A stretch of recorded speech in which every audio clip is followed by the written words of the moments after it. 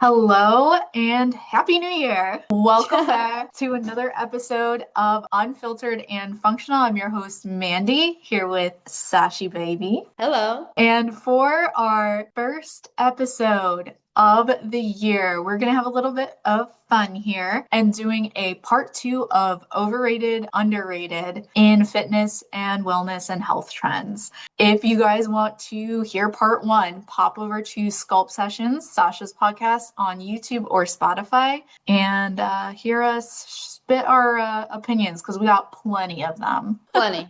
Plenty. Some might Abundant. think too many, but never too Never. many. All right, Sash, do you want to kick us off? Ooh, yeah. Overrated or underrated? Gut drinks. Underrated, in my opinion. But I will Big die on time. this hill. I Big will die time. on it. I'm with you on that. My girls call it the poop drink. The glutamine and aloe, perfect. Perfect. It's something you can do literally year round. Great for digestion, great for the gut lining. Maybe not the best tasting, but also like if you are a bodybuilder too and prep, great for maintaining that gut health. If you are just trying to get healthier hormones gut wise, great. Like unless you have a specific gut issue where it's like contraindicated, this is so good for everyone, in my opinion. Yeah, I second that big time. I think that everyone, unless, like you said, has something very specific that they're dealing with that like contradicts having the gut drink, I think that the gut drink is beneficial to everyone. I think having it first thing in the morning is just such a great way to prime your body to the foods that you're eating or not eating, to anything that you're putting in your body. I think it's just such a great way to like prime it. And for any of like the makeup girlies or whatever, it's like the concealer, the foundation. It's like the first layer that you put on before like you start like, or the primer that you put on your face, the moisturizer, the first layer that you put on your face before you start like caking up and whatever the case is. Like that's kind of how I think about it, is it's like the base. And I think that if more people did it, they would just see that less bloating and less inflammation and overall just like have better health. So I'm all for it. All right, Sash. Overrated or underrated blue light blocking glasses? Ooh, I think that they are. I'm kind of stuck. I want to say that they're underrated because they could be beneficial, like if you're sitting in front of a screen for a very long time. But at the same time, I think that they're overrated because some people, and I've done this before, wear them for like just style, where they'll wear them outside and not get actual sun. So I think I'm gonna go with overrated. But I Okay. still wear them. I'll still wear them. I got mine right here. Yeah, no, literally mine are in my bag and they're so cute. I'm on the same page as you. I feel like it's very contextual. I'll say this, underrated if it's like after, well, at this point in winter, 4 p.m., definitely underrated. Use them at night if you're sitting in front of a screen. Overrated for kind of anything else, in my opinion. Like if you're Yeah. wearing them during the day, like right now when there's sun out, like what are you doing? I think that they're underrated for their intentional use. Like they aren't Hmm. for what they're actually meant for. Like it's underrated because people could benefit so much from using them and they're good, but they're overrated in the sense of like people wear them for style, which they're cute, don't get me wrong, but it also blocks, like I said, the actual sun getting into your eyes, which is good for you.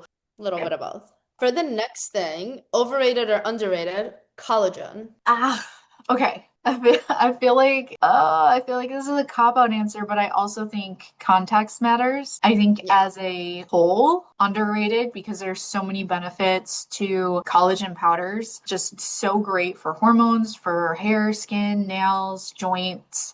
So good. Underrated in that sense. Overrated in the sense that like if you're using it towards your protein goal, not cool. It's not a complete amino acid profile. So if you're like really dumping on the collagen and then being like, yeah, I'm like halfway to my protein goal, then it's overrated. I'm with you. I'm with you on that. No I'm with you notes? on that. No, you said it perfectly. I'm the same way because like the collagen like I'm drinking a collagen protein shake. It's like you're getting very bare on the actual protein itself. And like you said, it's not a whole protein. And not to mention, I think that majority of protein should be coming from whole food sources and as little as possible from processed. So, but for the actual product itself and what it does for your body, like if it's taken for its intentional purpose and for its actual reason, it's overlooked of how good it could actually be. Oh, I feel some type of way on this next one. So I'm curious how you feel. Overrated or underrated? Booty bands.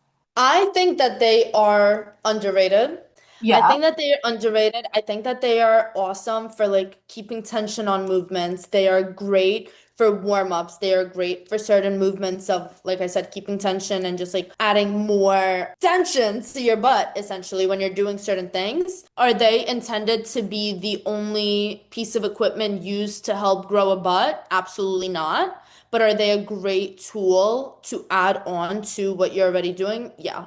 Like doing hip abductors with a booty band, you will be humbled immediately. Yeah, especially if Immediately. it's a burnout. Ooh, Yeah. love that. Yeah. So I think that they are underrated. Just Mhm. don't think that you can use a booty band and like do only at home workouts and grow badonkadonk. You need weights. I think that they're underrated for warm-ups. I think they're underrated as a tool, and I think they're underrated for mobility work and for joint strengthening. Any of my girls have seen the clamshells in their programming. They're probably like giving me the middle finger, but at the same time, like it helps those hips so much. Also agree though, overrated. If that is your only source for like a glute workout, that's not the move, sis. No. Not the move. The Oli vitamin gummies. Over fucking rated. And I think that the swear was very necessary here because, and this isn't just this brand, but any gummy vitamin, guys, Grow up. You're not a kid. You don't need gummies. like Ugh. it's, you may as well not be eating a vitamin for several reasons. Number one, it's mostly sugar and additives and processed shit. Number two, basically the vitamins that they do use in these gummies are synthetic variations that are not well absorbed. And number three, at that point, like you may as well just buy like Mike and Ike's or some sort of candy because that's essentially like what you're doing is having sugar first thing in the morning and not really a lot of vitamins. And I totally agree with you. And I just want to say that I take the Oli vitamins, the multivitamins, but the actual vitamin, not gummies, not can that's candy in my opinion. Like if you're or the ashwagandha gummies, it's like or the creatine gummies, it's like, dude, just grow up and take the pure supplement. Please. We're Please. not in that Flintstones era anymore. Thank you. Okay. Saj, overrated, underrated, yoga. I think it's underrated. I think it's underrated. I think yoga is incredible for stretching, for mobility, for core, for working out muscle groups that you wouldn't typically work out, especially as a bodybuilder, because it like forces you to like be in positions that you wouldn't typically be in. And I think it's really, really great.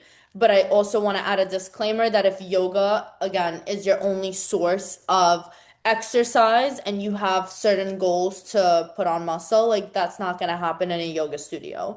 But pairing it with weight training, you will see really great results in like your recovery, your stretching, your mobility. So I think that it's underrated. No notes. I agree. No I mean, notes. No notes. no, no notes there. Um, She said what she had to say, and now my next question is overrated or underrated pre-workout and or dry scooping the pre-workout. Overrated. So overrated. I mean, listen, I get wanting to have like a pre-workout ritual. I understand the value of it. I understand the appeal of it. I understand how it could help some people. But from a health standpoint, from like a personal standpoint, my idea of like getting hyped for the gym, I don't want to choke on powder. Number one. Number like I the people that just dry scoop, like why are you trying to essentially see how much torture you can go through before you torture your body? I don't get it.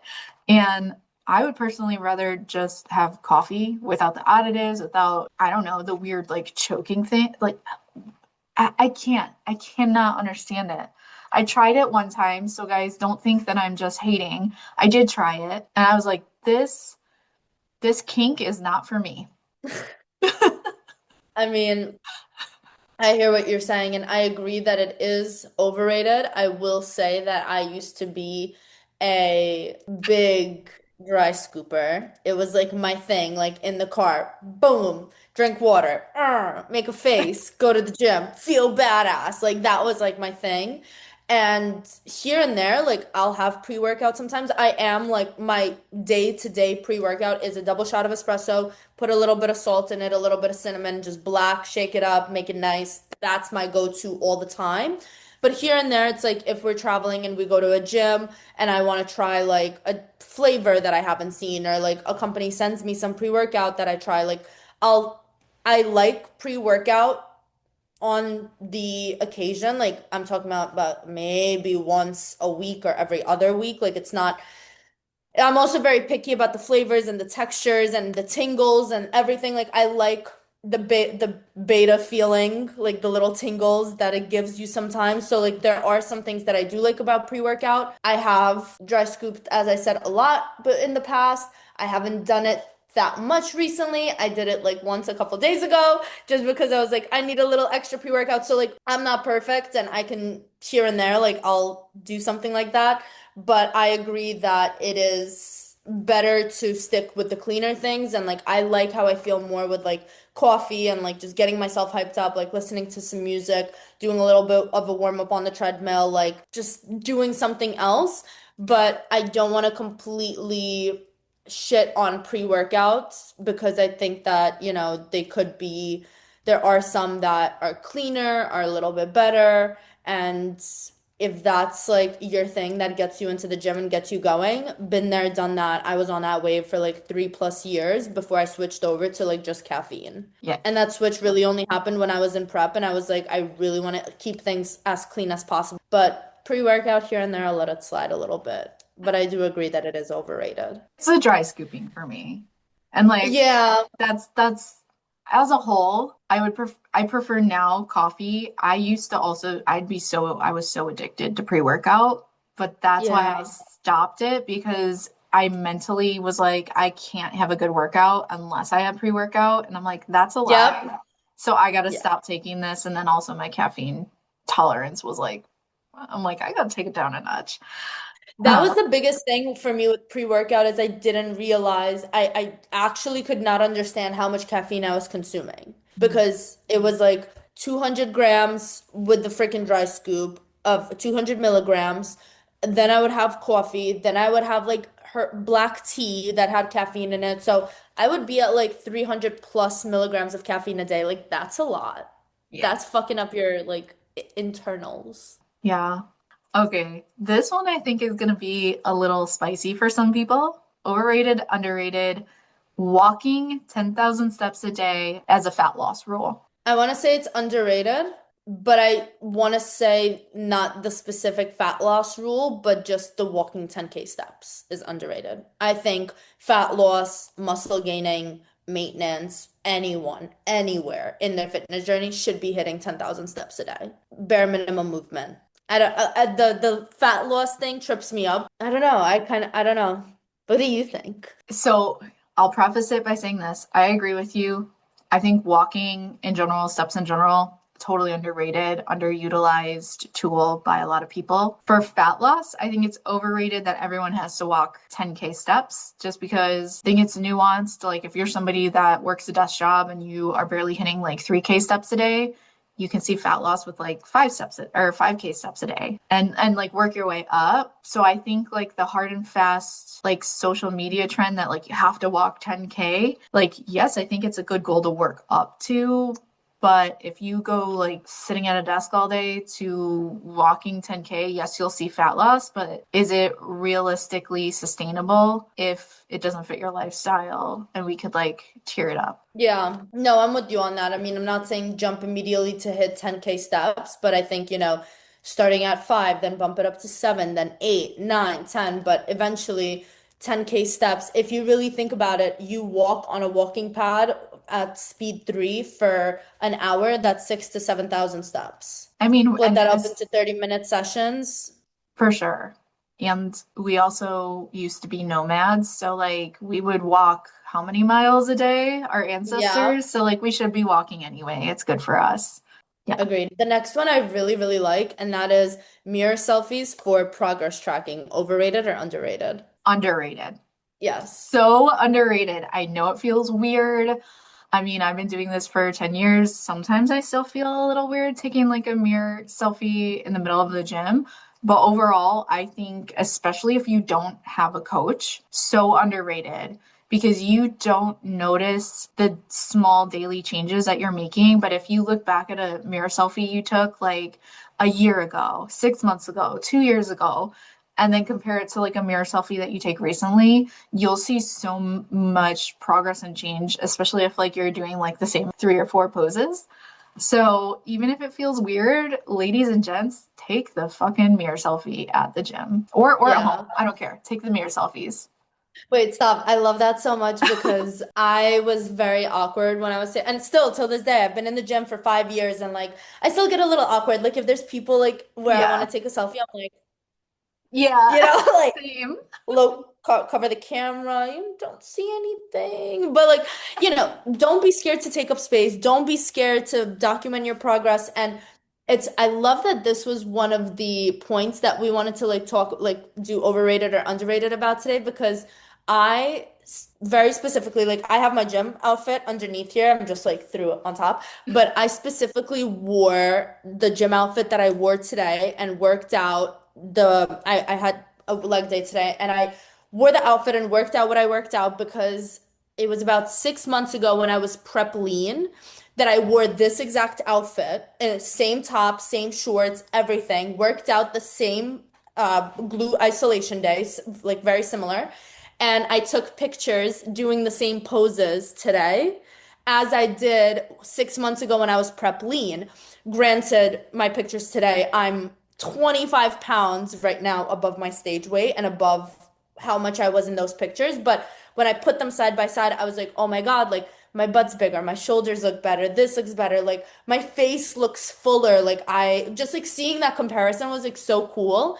And this goes to say like yes, track your progress and keep some of those outfits because I've had times when I would throw on like a pair of shorts that I wore 4 or 5 years ago and take a picture in the mirror wearing those same shorts, put it side by side, and just like you're you're gonna have a brain explosion. Like that is just so cool to see. And it doesn't matter what anyone says or how annoying it is if you want to freaking how annoying it could be to certain people to like always be posting your gym stuff. Like take up space, show off your progress. The people that are mad are the people who aren't doing it.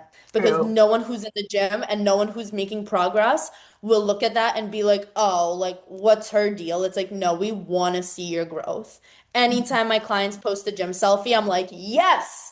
Same. Yes, I Yes. love it. I eat it up. I love it. So 100%. I love it. take those progress photos. I love watching. Everyone posts their selfies. And I'm like, yes, do it. And like, Yes, if I show see, me if more. Let me I, see those glutes. yes, if I see someone at the gym and it doesn't feel weird, like, and they're taking photos, every now and then I'll assess the situation. I'll also be like, do you want me to get like the angle for you? I'll do You're it. so I'm cute. like, I'll do it. Well, You're because so I cute. know how, I like, like to I give little compliments. I'm like, oh, you look so yeah, good. Or like, that's probably such a cute picture, or like whatever, like little things. yeah. Be a girl's girl. Like just be a girl's girl. Kindness is free. This one might be a little controversial. Overrated, underrated, cycle syncing your workouts. Okay. Over rated. So overrated. So overrated. So overrated. Cycle syncing, in my opinion, is so extremely overrated. And I will tell you why. I will take Guys, my do you think stand. Sasha thinks it's overrated? Just a what? It fucking sucks. Do you think she thinks it's overrated?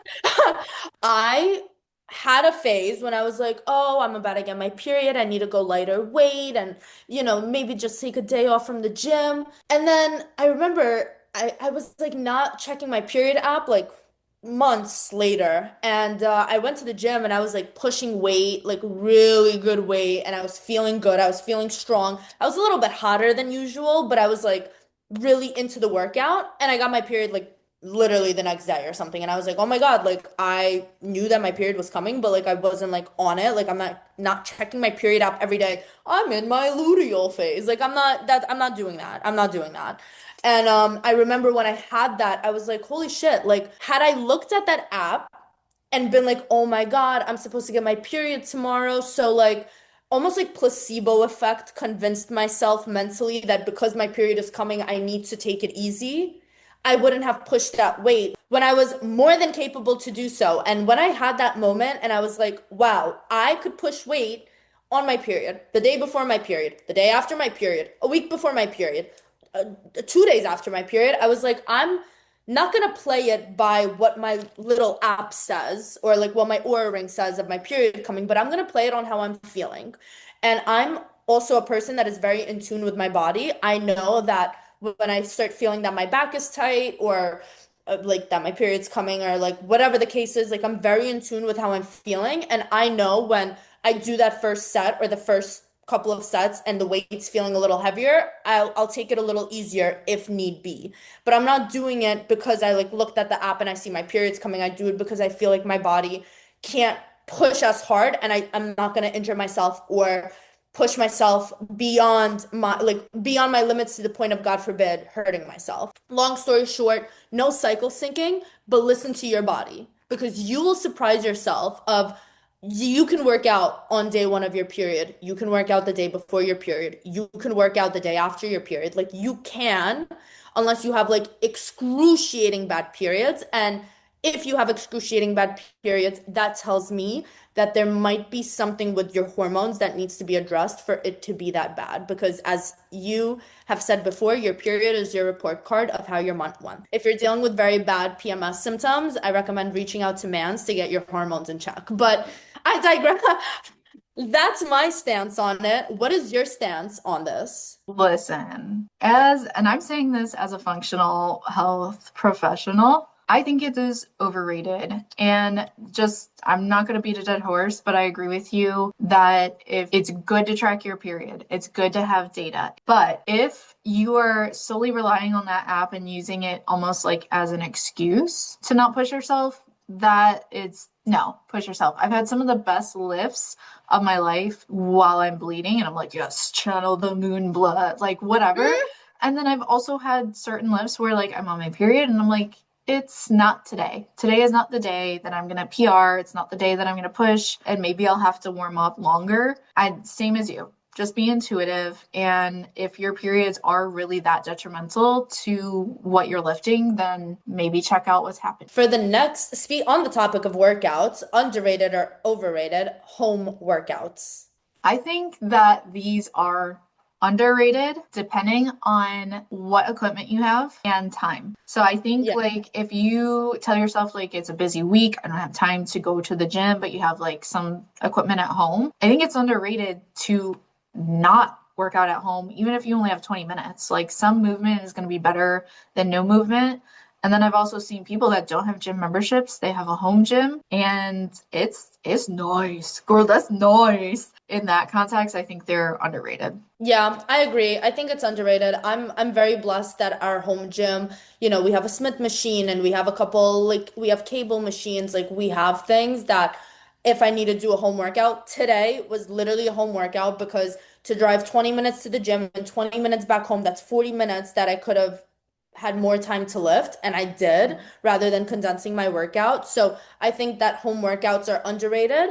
My only thing is that if you're at home, don't act like you're at home when you're working out. Like don't like lollygag. Don't like go to check your laundry, like leave your garage where you're working out to go check on your laundry. Like no, if you start your workout, you start it, you finish it, and then you go do your thing. Like this doesn't apply to like moms or like, very specific situations, but a home workout isn't an excuse to like have a half in, half out kind of workout. Like if you're already gonna do it, whether it's 20 minutes, 30 minutes, 15 minutes, half an whatever, if you're gonna do it, just do it. Agreed.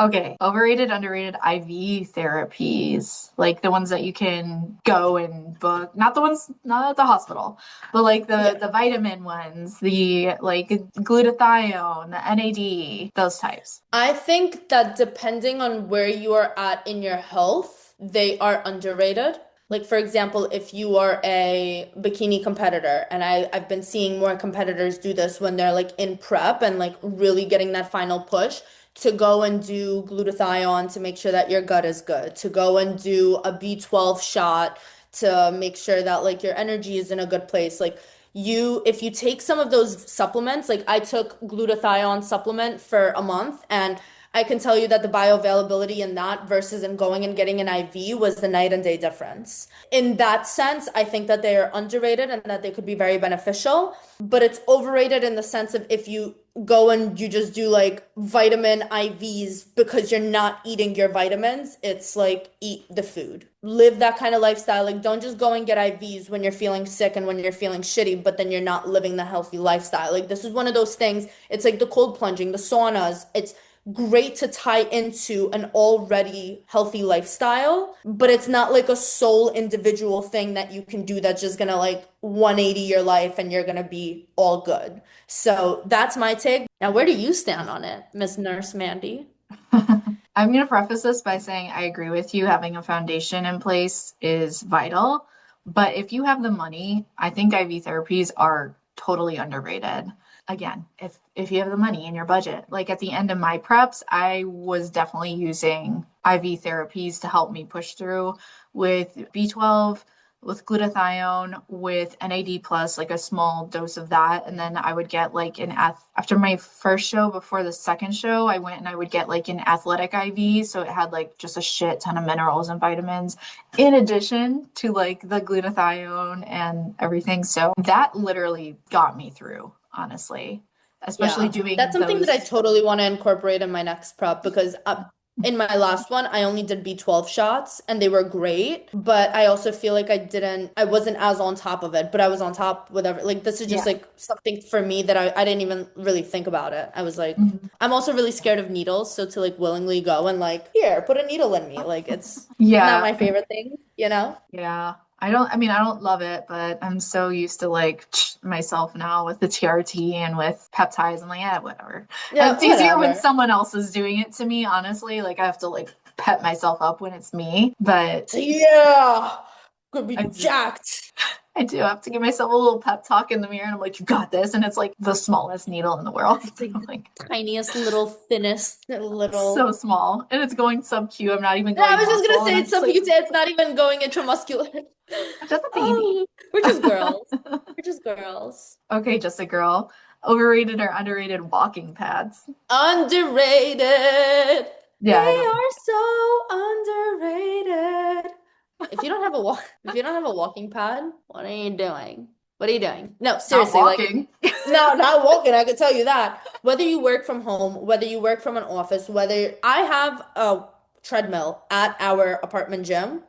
We have two treadmills actually at our apartment gym. I still have a walking pad in my apartment, like at my house, because that you can get on it for 5 minutes, you can get on it for 10 minutes, you can get on it for an hour. Like it is just the biggest life hack. And before I had a walking pad, I struggled with getting like a decent amount of steps in because I would work a desk job and I would just sit for 8 to 10 hours, depending on the day. And I struggled with getting steps in because the time that I had to dedicate to the gym, I wanted to prioritize weightlifting and like strength training. Then I would work, and then it's like your girl needs some time to sleep too and like do things around the house. So I ended up getting a walking pad and I literally moved that walking pad all over the house. I'll put it in front of the TV if I need to get steps in and like we want to watch TV, but I'm behind on steps. I have it standing all the time in front of our counter because that's where I'm working. Or if Age is talking to me and I still need to get steps in, he's standing talking, I'm walking. Like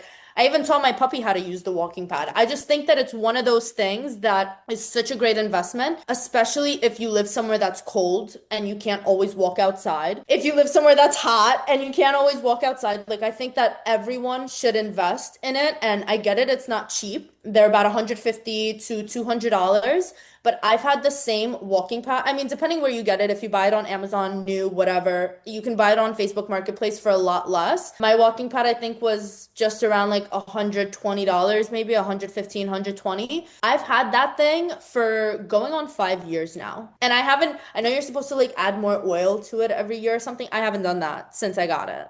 I Oh, know. no. I know. I'm bad. I'm bad. And it's, I'm bad. I can tell you, because I have the lubricant. I bought it. It's like $13. And I just do it once. I don't know what the standard is. I just kind of do it once every other month or when I remember. I've had Oh my mine for God, you're so much better. Mine hasn't been lubricated in years. She's holding on by a prayer then. I don't She know, is. but She's doing good though. I mean, yeah. she was lubricated with Remy's pee, so there's that. But he peed on my Uh, walking pad one time. Yeah. very organic. Very, very, we like to keep things organic here, okay? But anyways, underrated. I think that it is the best investment that you can make, and it is so easy and so simple, and you will never, ever, ever miss the mark of getting your steps in again because you just simply have no excuse at that point. You can do it in your PJs, you could do it in your underwear, you can. I've done it before when we were about to go out, and I'm like in a dress and ready to go out. I'm like, oh, let me get some more steps in. Do, do, do, do, do, do, do. Walk for 10 minutes. Got good. Done. No notes. The only reason I made that face is because you were like, yeah, it's a bit of an investment. And I'm like, man, when you think about it though, $120 to $150, and you've had it for 5 years. I've had mine for 3 years. It's really not that expensive when you break down the longevity of it. No, not at all. Like even if I do it right now, Mhm. divide 150, even on the higher end, by 5 years, that's $30 a year. Divide that by 12 months, that's $2. $2.50 that I paid a month for this walking pad. Yeah. And some people are paying $50 a month for the gym and they don't go. So really, there's no reason not to have a walking pad. Amen. Amen. We can even link if you have the Amazon link to yours, because the one They that don't make I mine anymore. mine either. Ah! But I can find a similar one and send it over to you so you could link it in the show notes for the peeps. Yeah, because I get people asking me all the time like which one I have, and I'm like, listen, I found one that was $120, and like I just went through and looked at the reviews, and if it Yeah, had like 1,000 plus positive reviews, I'm like, all right, that's my one. That's it. done. I'll take it. Next is, oh, this is a good one. Next is caffeine cycling. Underrated. As No, I agree that it's underrated, but I am a caffeine I addict, so know. I don't like to hear that. Well, I was just about to say, as a coffee hoe, I love coffee so much. And like I said, I had a similar experience to you back in the day. I compounded coffee with pre-workout, like not really realizing how much caffeine I was getting. And as I matured, as I got mature As and I my grew up, frontal lobe developed. caffeine cycling has helped me tremendously keeping that goal in my caffeine goal. Personally, I'm like, let's have 200 milligrams or less a day. Usually it's less, and I still feel the effects because you can build a tolerance and then you quote unquote need to drink more to feel its effects. For me personally, I'm like, I love it.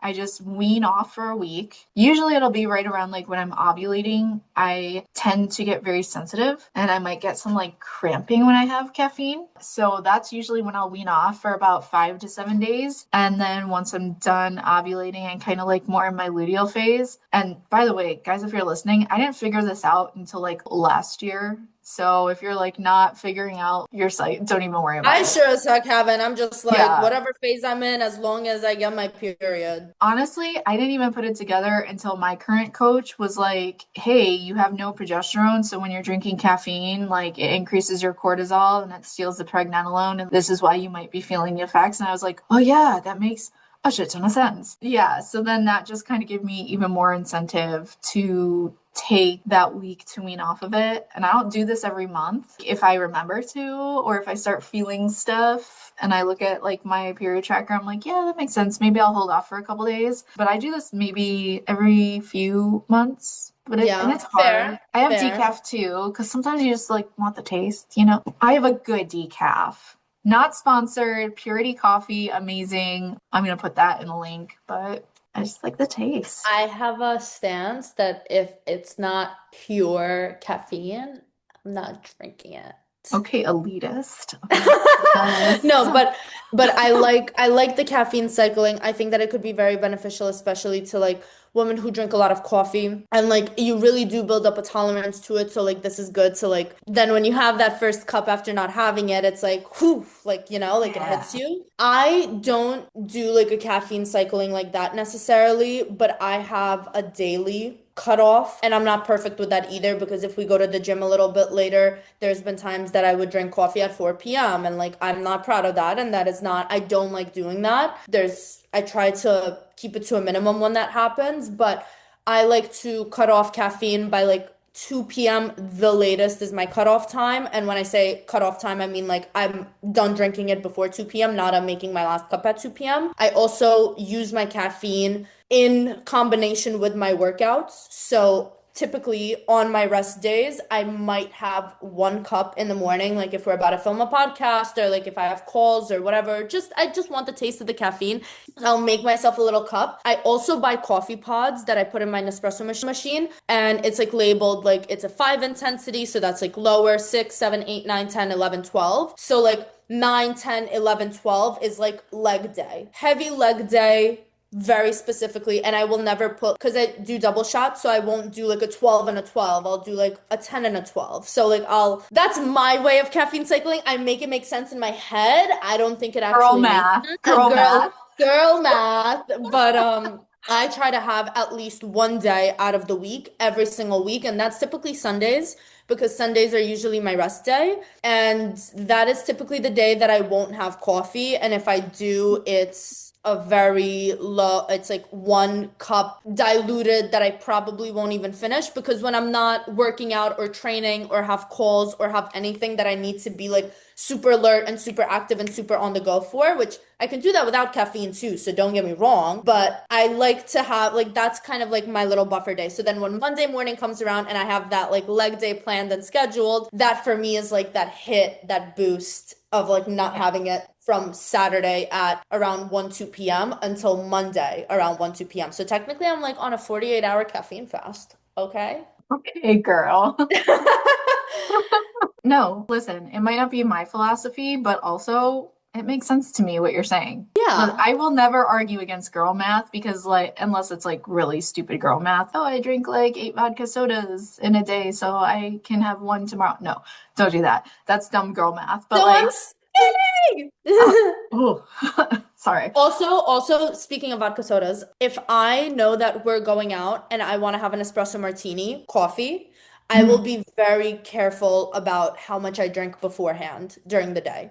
See, that's smart girl math. Like, you know what? Like, so if I know we're Mhm. having an espresso martini at night, or I'll make sure that after that, that will be my first, like my first drink of the night if I'm planning to have more drinks later on, or that will be like the only drink of the night because I'm not gonna have an espresso martini at what like at midnight, maybe 8 p.m., but like not 11 p.m. And again, this is not on a weekly basis. This is special occasions and Mhm. whatnot. So. Yeah, very mindful, very demure. Very demure, very mindful. Very, I love caffeine, but I'm smart about it because I don't want to overrun my nervous system into the ground. See, intention. We love that. Oh, okay. Are we ready to wrap up with our last one? Never! Okay, well then we'll have to do a part three. But for the last one for part two, overrated, underrated, hiring a coach. Underrated. We're biased. We're biased, but Underrated. that's okay. Totally We're, agree. we're biased because we have coaches and we are coaches, but the math makes sense because without hiring a coach, you have to be a very one of a kind special being to be able to reach your full potential on your own. And it is very difficult when you have your own emotions involved and you listen, there's always room to grow and room to learn more. And the more that you expand yourself and to working with a coach, the more you expand your knowledge, the more you expand your questions, the more you keep growing. And that's very hard to do if you're like running around in your own circle. So I am all for hiring a coach. I know that some people might, struggle in this economy with something like that, but my thing is if you can afford to go out for dinner, for date nights, order Uber Eats, buy yourself random junk on Amazon, revamp your closet every season, you can afford to make an investment in yourself because it's not hiring a coach, but it's investing in yourself. I think it's underrated, and anyone that has a hard time investing in themselves but doesn't have a hard time buying other people gifts or buying whatever else, you got to ask yourself what's important to you and like where you want to go in life. It's totally underrated. I think a lot of people sometimes have that hesitation about, oh, well, this feels like a luxury, or, oh, this feels like, is it really going to help me? And I think a lot of those uncertainties really stem from maybe a little bit more inner work needs to be done. Because like you said, if you can spend money willy-nilly here or there on Amazon, and don't get me wrong, I've been there before too, but it does warrant the question when you step back, is this getting you closer to your goal? If you're spending the money anyway, shouldn't it be spent on something that's going to help you grow, something that's going to help you achieve your goals? So I totally understand. Too long, didn't read, underrated. And guys, if you're listening to this right now at the start of the new year and you're feeling that pull, like this is a year that you really want to do things differently, that's your gut speaking. Listen to it, trust it. That feeling doesn't just come out of nowhere. Listen to it. Change doesn't just happen on the flip of a dime just because it's, January or it's the first of the month or it's a Monday. It happens when you decide that you don't want to spin your wheels anymore. You don't want to keep guessing. You don't want to keep being like, oh my God, why am I getting nowhere?